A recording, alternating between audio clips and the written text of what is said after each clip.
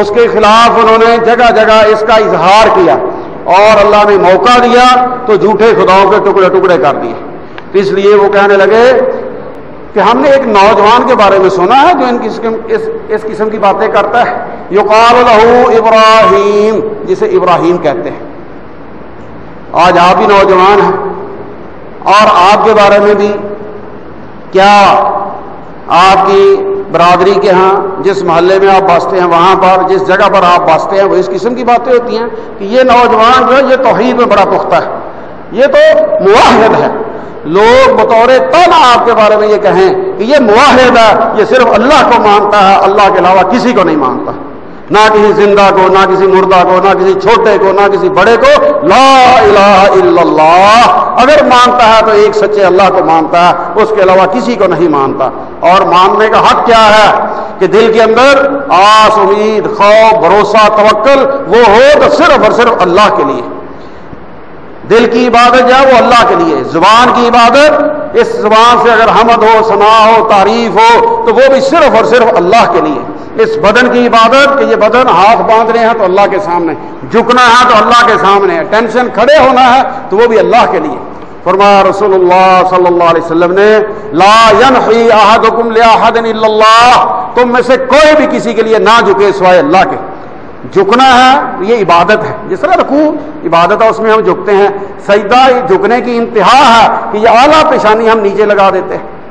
تو یہ بھی حق صرف اور صرف اللہ کا ہے۔ یہ ہے وہ توحید جس کا نوجوانی میں ابراہیم علیہ الصلوۃ والسلام رہتی دنیا کے لیے تا قیامت یہ سبق چھوڑ کر گئے ہیں، اور آپ کے ماننے والا ہر نوجوان اس کے دل دماغ کے اندر یہ سبق راسخ ہونا چاہیے کہ جن کا ہر نماز کے اندر درود میں ذکر خیر کرتا ہوں، ان پر درود پڑھتا ہوں، ان کی جوانی کیسے گزری تھی اور میری جوانی جو ہے وہ کن دھندوں میں گزر رہی ہے، میری جوانی جو ہے وہ کس حوالے سے بدنام ہے، اور ابراہیم علیہ السلام کی جوانی کس حوالے سے بدنام تھی۔ وہ تو توحید کے ماننے والے، بتوں کے انکاری، وہ اس حوالے سے ان کی جوانی بدنام تھی۔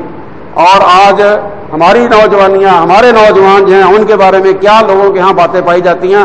ہر نوجوان اپنے گریباں میں منہ ڈال کر دیکھ سکتا ہے کہ میری جوانی کے کام کیا ہیں، کرتوت کیا ہیں، یا اچھے کام کون کون سے ہیں۔ ہر دو حوالے سے جو کچھ ہم کرتے چلے جاتے ہیں، لوگ اسی قسم کا تصور ہمارے بارے میں اپنے ذہنوں میں رکھتے ہیں۔ اس لیے ہر نوجوان کو اپنا آئیڈیل بنانا چاہیے تو ابراہیم علیہ الصلوۃ والسلام کی جوانی کو بنانا چاہیے۔ اسی طرح حضرت یوسف علیہ الصلوۃ والسلام کا قرآن نے ذکر کیا ہے، ان کی جوانی ہے، اور جوانی میں آدمی اپنے جذبات کے ہاتھوں مغلوب ہوتا ہے، اس کا اپنے جذبات پہ کنٹرول نہیں ہوتا، اور پھر اگر برائی کی دعوت دینے والی اپنے زمانے کی خاتون اول ہو، اور خاتون اول ہر بادشاہ کی بیوی تقریباً تمام عورتوں سے خوبصورت عورت کا چناؤ کیا جاتا ہے، وہ خوبصورت بھی ہو، خاتون اول بھی ہو، ملکہ بھی ہو، حالات بھی سارے اس کے موافق ہوں، اپنے گھر کے اندر اس نے دروازے بھی بند کر رکھے ہوں، اور پھر وہ برائی کی دعوت بھی خود دے رہی ہو، تو اب ان حالات کے اندر یوسف علیہ الصلوۃ والسلام کی جوانی جو ہے، کیا وہ برائی کی طرف راغب ہوتی ہے یا اس برائی سے کوسوں دور بھاگتی ہے اور اپنے دامن کو، اپنے کردار کو، اپنی صاف ستھری سیرت کو اس داغ سے بچانے کی کوشش کرتی ہے؟ وہ تو کہتی ہے قالت حیت لک، آجا برائی سے منہ کالا کریں، لیکن یوسف علیہ الصلوۃ والسلام آگے سے کیا عرض کرتے ہیں؟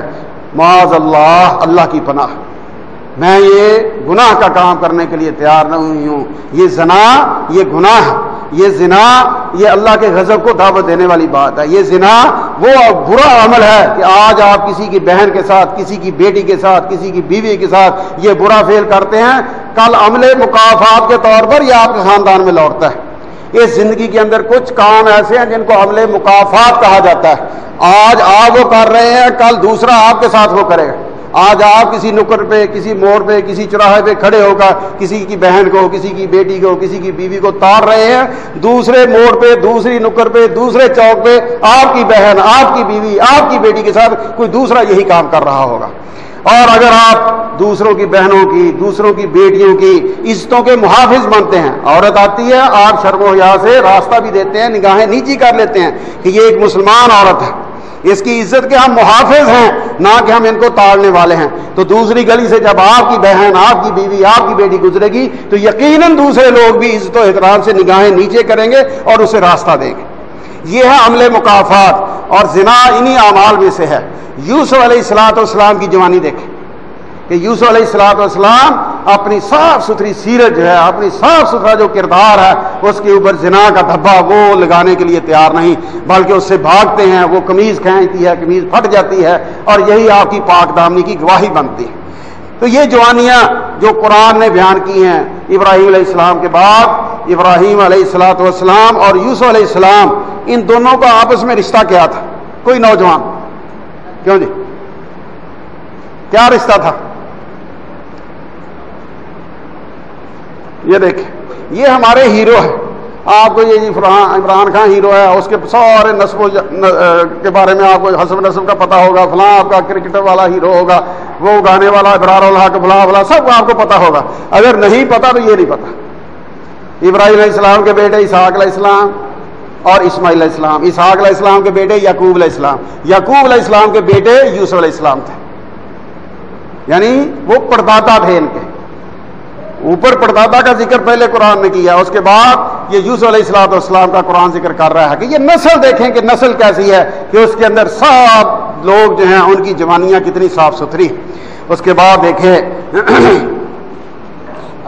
قرآن مجید نے کچھ نوجوانوں کا ذکر کیا ہے۔ یہ نوجوان عیسیٰ علیہ السلام سے تقریباً 250 سال بعد اس دنیا کے اندر آتے ہیں، اور اس دور میں عیسائیت جو ہے وہ تقریباً اپنی اصلی شکل و صورت سے ہٹ چکی تھی۔ ہر دین جو ہے وہ توحید کی دعوت دینے کے لیے دنیا میں آیا ہے، لیکن وہاں شرک جو ہے وہ غالب آ چکا تھا، بتوں کی پوجا ہوتی تھی، اور اپنے برے اور غلط اعمال کی وجہ سے عیسائی جو تھے وہ مغلوب ہو چکے تھے، اور ظالم بادشاہ جو تھا وہ بت پرستی کی دعوت دیتا تھا۔ اسی دوران کچھ شہزادہ ٹائپ لوگ جو تھے، نوجوان جو تھے، انہوں نے توحید کی دولت جو ہے، توحید کا نور جو ہے، اس کو اپنے سینوں میں جگہ دی، اور اس بادشاہ کے مقابلے میں کھڑے ہو گئے اور کہنے لگے کہ ہم نہیں مانتے۔ بادشاہ نے کہا کہ مجھے تمہاری جوانیوں پہ ترس آتا ہے، میں تمہیں چند دن کی مہلت دیتا ہوں اور اپنے رویے پہ غور کر لو۔ غور کی اس نے مہلت دی۔ یہ نوجوان بت پرستی میں پڑھنے کی بجائے، عیش و عشرت میں پڑھنے کی بجائے، وہ ساری جو دولتیں تھیں، وہ جو ساری سہولتیں تھیں، وہ جو سارے اس قسم کے حرام تھے، ان کو تج کرتے ہیں، لات مارتے ہیں اور وہاں سے نکل جاتے ہیں اور ایک غار میں جا کر پناہ لیتے ہیں۔ اور اس کے 300 سال بعد اللہ تعالیٰ ان کو وہاں سے اٹھاتا ہے۔ یہ صحابہ کہف کے قصے یہ سارے آپ لوگوں نے سن رکھے ہیں۔